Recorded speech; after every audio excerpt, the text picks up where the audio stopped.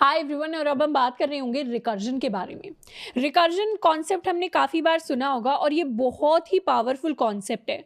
मेरा मानना है कि ये प्रोग्रामिंग का one of the core concepts है, फिर चाहे आप कोई भी प्रोग्रामिंग लैंग्वेज यूज़ कर रहे हो।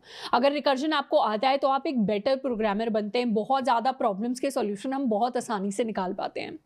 रिकर्जन की बात करें तो रिकर्जन को सीखने के लिए हमें दो कॉन्सेप्ट पहले से आनी चाहिए। इनमें से सबसे पहला कॉन्सेप्ट है आइटरेशन का। आइटरेशन यानी लूप्स लगाना। हमने फॉर लूप पढ़ लिया है, डू वाइल लूप पढ़ लिया है, वाइल लूप पढ़ लिया है, तो आइटरेशन हमें अच्छे से आता है कि लूप्स कैसे लगाते हैं।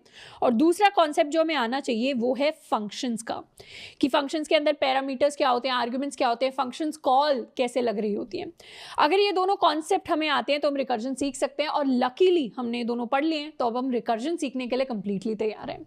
रिकर्जन का जो मेजर यूज है वो कहाँ पर आता है, वो हम एडवांस डेटा स्ट्रक्चर्स जैसे ट्रीज, ग्राफ्स या डीपी कर रहे होंगे, डायनेमिक प्रोग्रामिंग एल्गोरिदम्स, इनके अंदर बहुत ज़्यादा देख रहे होंगे। अब आइटरेशन क्यों आना चाहिए रिकर्जन को सीखने के लिए, क्योंकि आइटरेशन और रिकर्जन दोनों भाई भाई हैं।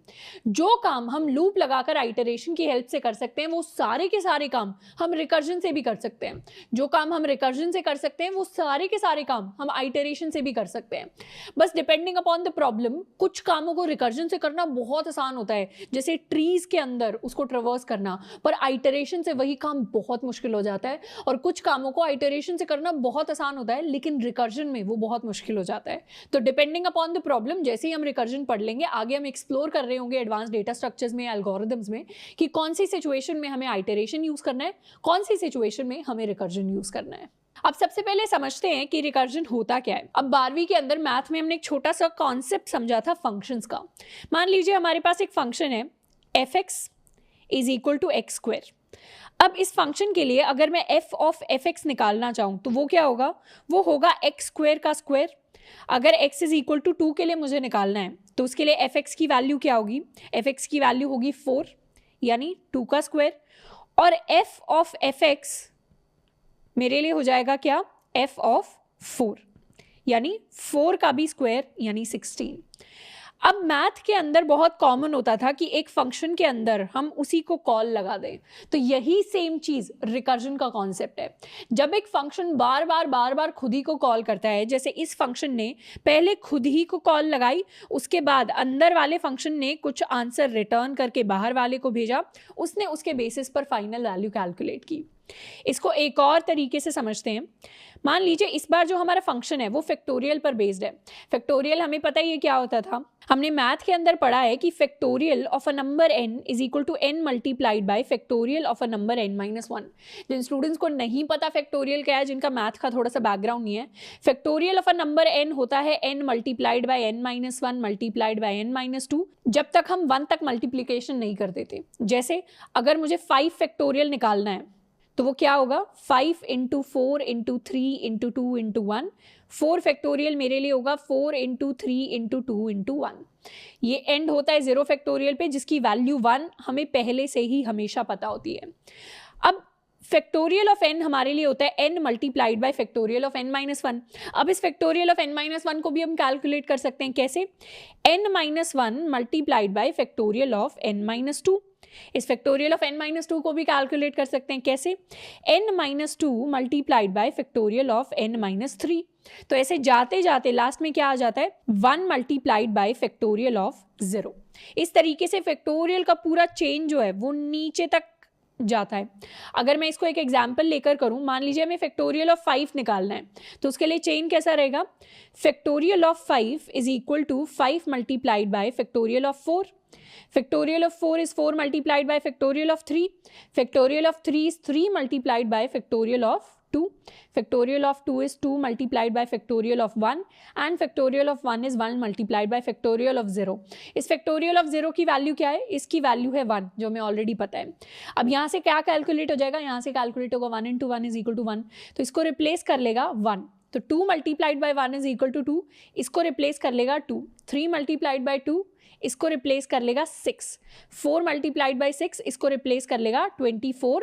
एंड इन दोनों की वैल्यू जो निकल कर आएगी दैट विल बी 120। इस पूरे के पूरे प्रोसेस में क्या हुआ, हर स्टेप ने हमने अपने जैसी ही एक और प्रॉब्लम निकाल ली जो हमसे छोटी है। जैसे मेरी प्रॉब्लम थी कि मुझे फैक्टोरियल ऑफ 5 कैलकुलेट करना था, पर मुझे तो फैक्टोरियल ऑफ 5 कैलकुलेट करना आता ही नहीं। तो मैं क्या करूंगी, मुझे ये पता है कि अगर मुझे फैक्टोरियल ऑफ 4 किसी ना किसी तरीके से मिल जाए, जो मेरे जैसी ही प्रॉब्लम है पर मुझसे छोटी है, फैक्टोरियल ऑफ 5 से कैलकुलेट करने से आसान तरीका है आप फैक्टोरियल 4 कैलकुलेट कर लें, उसको मैं 5 से मल्टीप्लाई करके फैक्टोरियल 5 निकाल सकती हूँ। तो मैंने क्या किया, 5 से मल्टीप्लाई कर दिया फैक्टोरियल 4 की वैल्यू लेकर किसी ना किसी तरीके से। अब फैक्टोरियल 4 कैलकुलेट करने से आसान है कि मैं फैक्टोरियल 3 कैलकुलेट कर दूं, तो मैंने क्या किया, 4 को मल्टीप्लाई कर दिया फैक्टोरियल 3 से। अब फैक्टोरियल 3 कैलकुलेट करने से आसान है कि मैं फैक्टोरियल 2 कैलकुलेट कर लूं, तो मैंने 3 को मल्टीप्लाई कर दिया फैक्टोरियल 2 से। तो हर स्टेप पर हम क्या कर रहे हैं, हर स्टेप पर हम एक स्मॉलर प्रॉब्लम लेकर आ रहे हैं, और वो स्मॉलर प्रॉब्लम कैसी है, वो सिमिलर है मुझसे। जैसे अगर मुझे 5 फैक्टोरियल निकालना है, या मुझे 4 फैक्टोरियल निकालना है, या मुझे 3 फैक्टोरियल निकालना है, आप नोटिस करेंगे हर एक लेवल पर प्रॉब्लम जो है वो स्मॉल होती जा रही है, छोटी होती जा रही है। 4 फैक्टोरियल को निकालना आसान है, 5 फैक्टोरियल को निकालना थोड़ा सा कम आसान है। और सारी की सारी प्रॉब्लम्स क्या है, सारी की सारी प्रॉब्लम्स सिमिलर है, मतलब हर स्टेप पर हम फैक्टोरियल ही निकाल रहे हैं। तो ऐसे फंक्शंस जो बार बार खुद ही को कॉल कर रहे हैं, मतलब ये फैक्टोरियल वाला फंक्शन पहले खुद ही को कॉल कर रहा है छोटी प्रॉब्लम के लिए, फिर वो फंक्शन भी खुद ही को कॉल कर रहा है और छोटी प्रॉब्लम के लिए, वो फंक्शन खुद ही को कॉल कर रहा है और छोटी प्रॉब्लम के लिए। इनको तो हम कहते हैं रिकर्सिव फंक्शंस। रिकर्सिव फंक्शंस वो फंक्शंस जो खुद ही को कॉल करते हैं छोटी प्रॉब्लम्स के लिए। और रिकर्जन का जो कॉन्सेप्ट होता है, उसकी डेफिनेशन की बात करें तो it is a method of solving a computational problem where the solution depends on the solution to smaller instances of the same problem. जो हमने डिस्कस किया कि आप छोटी प्रॉब्लम को पहले सॉल्व कर लो सिमिलर कॉल्स लगाकर, सेम काम हमें करना है, बस छोटे काम को पहले कर लेंगे, फिर हम बड़े काम को करेंगे कुछ ना कुछ करके। और एक चीज जो हमें रिकर्जन के टाइम पर पता होनी चाहिए वो है हमारा बेस केस। बेस केस क्या होता है, बेस केस यानी फाइनल केस, जिसके बाद रिकर्जन खत्म हो जाता है। जहां पर रिकर्जन खत्म हो गया वहां पे हमें आंसर पता होना चाहिए कि उस स्टेप पर हमें क्या करना है। हमें यहाँ पर पता था कि factorial of 0 is always going to be 1, वो हमें फिक्स्ड पता होता है, इसीलिए इसको हम बेस केस कहेंगे कि यहाँ हम रिकर्जन को रोक सकते हैं।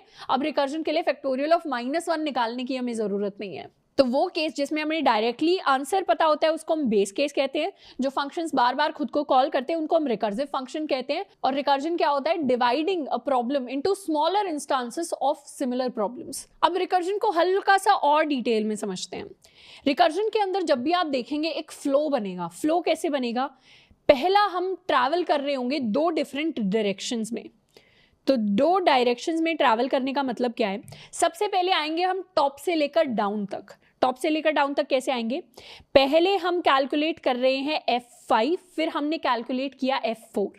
F4 कैलकुलेट करने से पहले हमने कैलकुलेट किया F3, F3 से पहले हमने कैलकुलेट किया F2, F2 से पहले कैलकुलेट किया हमने F1। तो इस तरीके से हम टॉप टू डाउन गए। किस डायरेक्शन में गए, टूवर्ड्स बेस केस।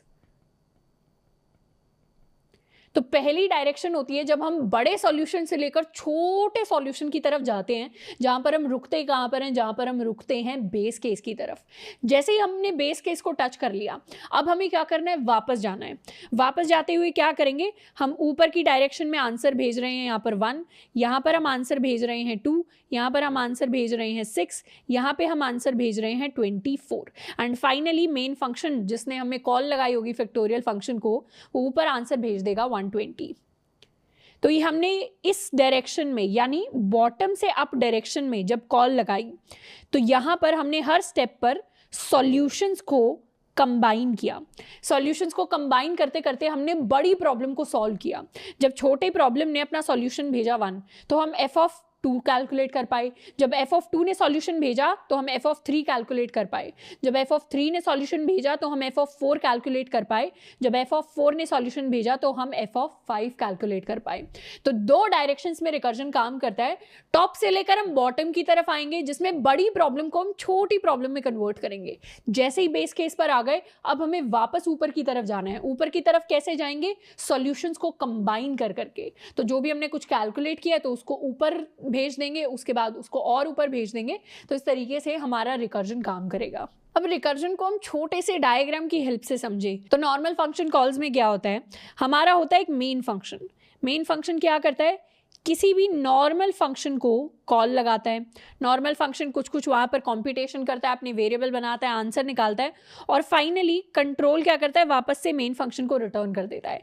इसके साथ में ये कोई वैल्यू जो है उसको साथ में रिटर्न कर सकता है मेन फंक्शन को। रिकर्जन के अंदर फ्लो क्या रहता है, रिकर्जन के अंदर आपके पास आपका मेन फंक्शन होगा जो कॉल लगाएगा आपके फंक्शन को।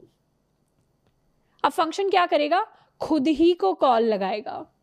खुद ही को कॉल लगाए तो डायग्राम में क्या देखेंगे, दोबारा से एक और फन की कॉल हो गई, दोबारा से एक और फंक्शन की कॉल हो गई, दोबारा से एक और फंक्शन की कॉल होगी। मतलब खुद ही को कॉल लगा रहा है, बस शायद पैरामीटर्स चेंज हो जाएंगे, वैल्यूज चेंज हो जाएंगी, फिर फाइनली एक ऐसी कंडीशन आएगी जहां पर आपका बेस केस आ जाएगा। बेस केस जैसे ही आया, ये इसको कोई वैल्यू 1 रिटर्न करेगा, ये उसको कोई वैल्यू 2 रिटर्न कर देगा, ये इसको कोई वैल्यू 3 रिटर्न कर देगा और ये वापस से क्या रिटर्न कर देगा, हमारी कोई वैल्यू 4। एंड रिकर्जन कुछ ऐसा दिखेगा। तो कुछ नहीं है, मल्टीपल फंक्शंस हम बनाते हैं मल्टीपल कंडीशंस के साथ साथ। उससे बेहतर हमने क्या किया है, एक ऐसा फंक्शन बना दिया जो सारी कंडीशंस को सहन कर सकता है, सारी कंडीशंस को सॉल्व कर सकता है और वही बार बार छोटी प्रॉब्लम्स के लिए कॉल होगा। तो उस प्रोसेस को हम रिकर्जन कह देंगे। अब मुझे अगर रिकर्जन को 3 स्टेप्स में समराइज करना हो तो सबसे पहला स्टेप होगा बेस केस को डिफाइन करने का, कि आपको पता होना चाहिए कि आपके रिकर्जन के अंदर बेस केस क्या होने वाला है। सेकंड स्टेप होगा कि आप जिस भी करंट फंक्शन के अंदर है वहां पर आप कुछ काम करने वाले हैं। ये काम कुछ भी हो सकता है डिपेंडिंग अपॉन द प्रॉब्लम। काम हमारे फैक्टोरियल फंक्शन के लिए है कि n को फैक्टोरियल ऑफ n-1 से मल्टीप्लाई करना, ये हमें हर स्टेप पर करना पड़ेगा। और तीसरा होता है इनर फंक्शन को कॉल लगाना। जैसे हमारे लिए इनर फंक्शन यहाँ पर f ऑफ n-1 है, तो जो भी इनर फंक्शन होगा उसको हमें कॉल लगानी है और हमें पूरा विश्वास रखना है कि इनर फंक्शन को अपना काम करना आता है।